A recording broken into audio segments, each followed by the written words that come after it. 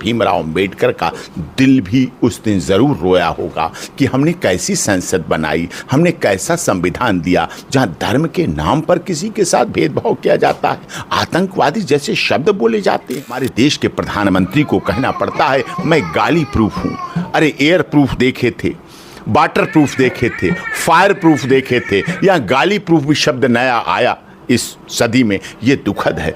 मुस्लिम सिख ईसाई धर्म भी रोता है, मानवता भी रोती है, और जो पोथी पढ़ पढ़ जग भया पंडित भया न कोई, और 2.5 अक्षर प्यार का पढ़े सो पंडित होए। सर्वे भवन्तु सुखिनः सर्वे सन्तु निरामया वसुधैव कुटुम्बकम, one earth one family one future. हम G20 में चिल्ला चिल्ला के बोलते हैं कि हम one earth one family one future लेके चल रहे हैं।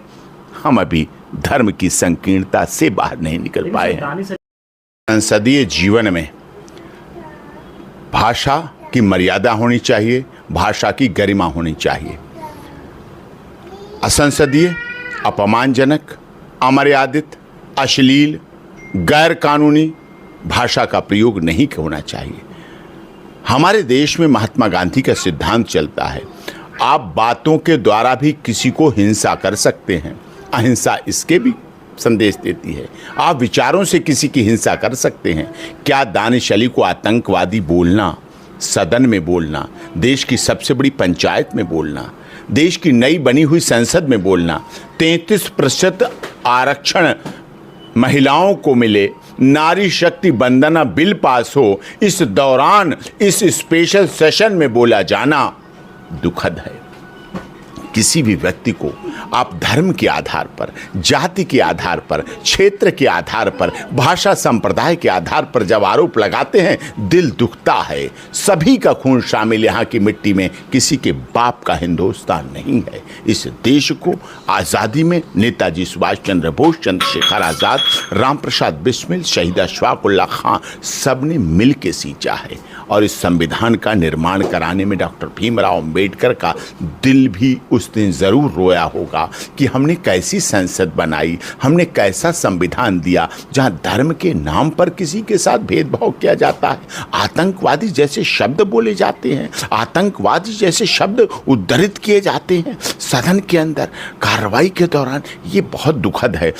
अब लोग आरोप लगाते हैं दानिश अली जी ने क्या कहा, उन्होंने क्या कहा। मैं दानिश अली जी हूं चाहे कोई हो, सभी सांसदों को और सभी सामाजिक जीवन में रहने वाले लोगों को एक ऐसी स्थापना करनी चाहिए, ऐसे विचारों का आदान प्रदान करना चाहिए। आज लाइव स्ट्रीमिंग हो रही है, आज सदन देश जब कार्रवाई चलती है तो 140 करोड़ लोग देखते हैं। 140 करोड़ लोग नहीं, करोड़ों लोग जो NRI हैं वो देखते हैं। हमारे भारत में क्या छात्र देखते हैं, विधि के छात्र देखते हैं, सामाजिक जीवन में देखते हैं, महिलाएं देखते हैं, सभी धर्म, जाति, क्षेत्र, भाषा, संप्रदाय के लोग देखते हैं। और वहाँ ऐसे शब्द बोले जाएं, ऐसे गरिमाहीन शब्दों का उच्चारण किया जाए, जातिगत उद्बोधन किए जाएं, दुख होता है। दुख हमें तब भी होता है जब हमारे देश के प्रधानमंत्री को कहना पड़ता है मैं गाली प्रूफ हूँ।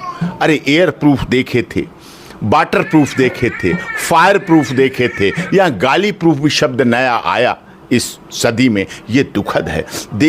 दिल्ली के मुख्यमंत्री अरविंद केजरीवाल को क्या क्या लोग बोल देते हैं, दुखद तब भी होता है। संवैधानिक पद पर बैठे हुए व्यक्ति के साथ जब इस तरह का व्यवहार होता है तो दिल भी रोता है, मन भी रोता है, संविधान भी रोता है, सभ्यता भी रोती है, संस्कृति भी रोती है, हिंदू मुस्लिम सिख ईसाई धर्म भी रोता है, मानवता भी रोती है, और जो पोथी पढ़ पढ़ जग भया पंडित भया न कोई, और 2.5 अक्षर प्यार का पढ़े सो पंडित होए। रहीम भी रोते हैं, संत कबीर भी रोते हैं, गुरु नानक भी रोते हैं, ईसा मसीह भी रोते हैं। सबके दिलों को चोट पहुंचती है। ये देश बहुत प्यारा है। यहाँ गंगा जमुनी सभ्यता में सब लोग मिलके रहते हैं। यहाँ पार्टी अलग हो सकती हैं, मतभेद मनभेद हो सकते हैं, विचारधाराएं अलग हो सकती हैं, राजनीति के मंच पर भाव अलग हो सकते हैं, लेकिन संसद में गरिमा हीन भाषा को बोलना हमारी नई पीढ़ी को आप किस तरफ ले जा रहे हैं? सर कार्रवाई होगी इस पे, रमेश बिधूरी पे? नहीं, देखिए कार्रवाई शोकाज नोटिस किया है, दिया है, वो कार्रवाई हो।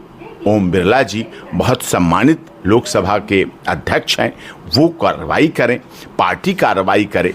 ऐसी स्थिति से दुखद है। देखिए, मोदी जी ने ट्रिपल तलाक को ऐश कराया, क्या धर्म देख के नहीं कराया? उन्होंने हमारे देश की मुस्लिम महिलाओं को संरक्षण सुरक्षा देने के लिए काम किया। सबका साथ, सबका विकास, सबका विश्वास, सबका न्याय का नारे में कहीं हिंदू मुस्लिम नहीं बोला जाता, कहीं नहीं लिखा जाता। सर्वे भवन्तु सुखिनः, सर्वे सन्तु निरामया, वसुधैव कुटुम्बकम, one earth, one family, one future. हम G20 में चिल्ला चिल्ला के बोलते हैं कि हम one earth, one family, one future लेके चल रहे हैं। हम अभी धर्म की संकीर्णता से बाहर नहीं निकल पाए हैं। दानिश अली कह रहे हैं कि कार्रवाई नहीं हुई तो हम इस्तीफा दे देंगे, क्या वो तो उनका दुख है, वो तो उनका दर्द है, क्योंकि वो चुने हुए प्रतिनिधि हैं, लाखों लोगों के चुने हुए प्रतिनिधि होते हैं, लोकसभा के प्रतिनिधि होते हैं। उनका दर्द उनके लोगों का। उन्हें नहीं आतंकवादी बोला गया, जितने मतदाताओं ने वोट दिया उनको भी आतंकवादी बोला गया है, उनकी पार्टी को आतंकवादी बोला गया है, उनके नेता को जिसने टिकट दिया उनको बोला गया है। इसका मतलब तो सब आतंकवादियों को संरक्षण दे रहे हैं। इसका मतलब तो लोकसभा स्पीकर भी आतंकवादियों के नेता। इसका मतलब क्या हुआ? अर्थ क्या हुआ? हमारी सरकार में सदन में आतंकवादी बैठे तो हमारा सुरक्षा कहां है? हमारी सुरक्षित कैसे होंगे? इस पर गंभीर विचार करना चाहिए। अगर आतंकवादी है, आप आईवी से जांच कराइए, रा से जांच कराइए, एनआईए से जांच कराइए, दंड दीजिए। सर, कुछ लोग कह रहे हैं कि जो है उनके खिलाफ जो है एफआईआर उन्होंने की नहीं है, तो क्या वो डर के मारे एफआईआर नहीं करा रहे हैं या फिर? बात एफआईआर से नहीं है। एफआईआर बहुत छोटी चीज है। इस दिल से पूछिए, इस दिमाग से पूछिए, शब्द पैदा कहां से हुए, शुरू कहां से हुए, क्यों इसकी प्रतिक्रियाएं आनी शुरू हुई, उसको देखिए आप। एफआईआर बहुत छोटी चीज है। केस चलना ना चलना राजनेताओं के लिए ये कोई बड़ी बात नहीं है।